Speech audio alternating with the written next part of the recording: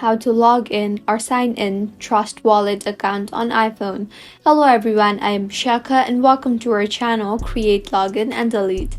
Let's get right into the tutorial. In order to log into Trust Wallet account, firstly, make sure you have the Trust Wallet application downloaded in your device.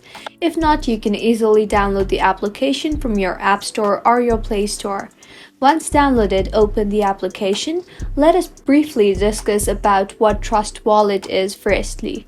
Trust Wallet is a mobile wallet company and it provides a fully security audited system that makes it simple to store your cryptocurrency. Trust Wallet application is designed for both iOS and Android devices and it provides the best possible experience and is easy to use. In order to log in, firstly tap on the Get Started button here and then tap on Create a new wallet.